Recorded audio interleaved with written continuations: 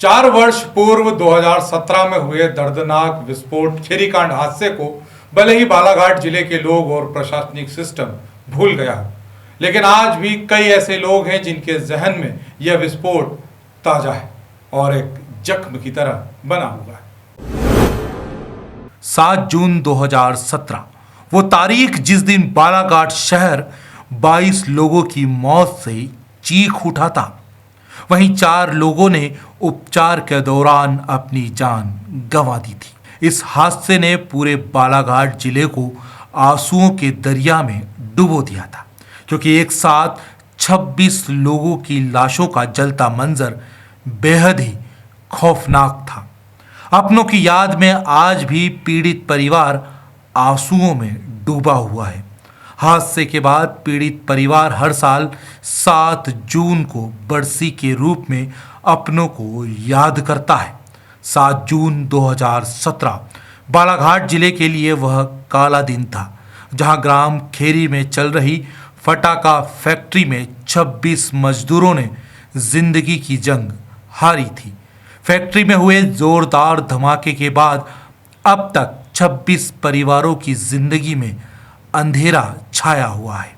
हादसे के बाद कई जनप्रतिनिधियों और जिला प्रशासन के लापरवाह अफसरों ने खूब मगरमच्छ के आंसू बहाए और पोंछ भी लिए, लेकिन पीड़ित परिवारों के आंसू कोई ना पोंछ पाया। परिवार में वही है कि अब अकेला पड़ गया आदमी और 3 बच्चे पढ़ रहे हैं। उस समय शासन से मिलना था 1 लाख लड़कियों को और 50-50 हज़ार देते हैं। उसमें 85,000 मिला, 2 किस्त 25-25 की लड़कियों का और लड़कों का 20-20।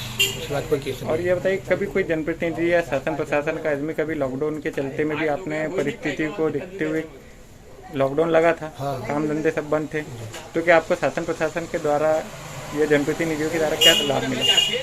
अभी उसके बाद कोई लाभ नहीं मिला। तो लड़का था, बाकी कोई नहीं था। उसका मैंने की मजदूरी करके अपने बच्चे को पाल रही थी।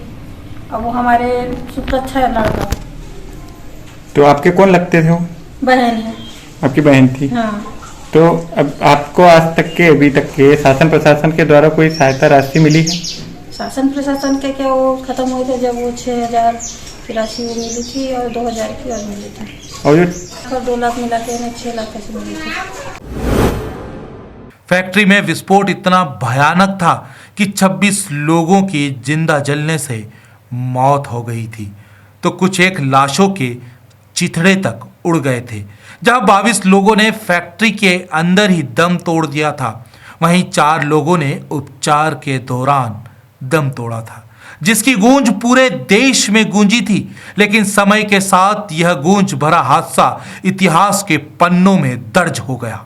7 जून को घटित खेरी कांड को आज पूरे 4 साल बीत चुके हैं, लेकिन यादें हमारे जहन में अब भी तरोताजा हैं। बालाघाट के इतिहास के पन्नों में दर्ज खेरी विस्फोट कांड लापरवाही की वह घटना है जिसने 26 परिवारों से उनके अपनों को छीन लिया था। हालांकि प्रशासनिक और मानवीय लापरवाही से जुड़े इस कांड को प्राकृतिक आपदा का नाम देकर पल्ला झाड़ लिया था और दोषी एसडीएम मंजूषा राय, तत्कालीन एसडीएम कोमेश्वर बोपचे, तत्कालीन तहसीलदार वर्मा, श्रम अधिकारी पर कार्रवाई करना तो दूर, प्रशासन ने इस मामले की जांच रिपोर्ट तक सार्वजनिक नहीं की, बल्कि इस घटना को प्राकृतिक आपदा बताकर पीड़ित परिवारों को आरबीसी 6(4) के तहत 4 लाख का मुआवजा देकर विस्फोट की आग को ठंडी कर दिया। लेकिन दोषियों का बाल भी बाका ना हो सका।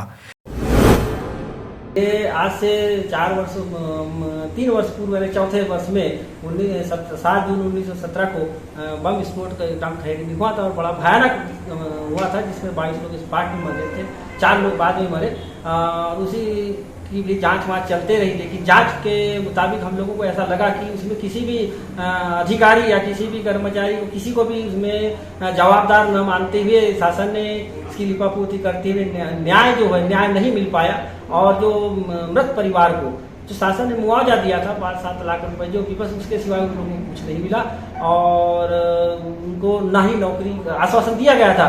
हमारे यहाँ के मंत्री गौरीशंकर बिसेन ने भी समय पूर्व मंत्री थे, उन्होंने बहुत बड़ा लंबा आश्वासन दिया, लेकिन उन लोगों ने कहीं से उन लोगों का सपोर्ट। आज क्या कार्यक्रम? आज हमारा यह है कि वही कार्यक्रम को लेते हुए उनकी आत्मा को शांति करके के आधार पर हम ग्राम पंचायत के माध्यम से और समाज सेवी को लेके अपन थोड़ा सा इसका कार्यक्रम कर देते थे, तो उसकी याददाश्त रहे कि हमारे यहाँ खैर इतना बड़ा भारी कांड हुआ था और मजदूरों की मौत हुई थी। इस कांड में जिन्होंने अपनों को खोया वे भला इस हादसे को कैसे भूल सकते हैं।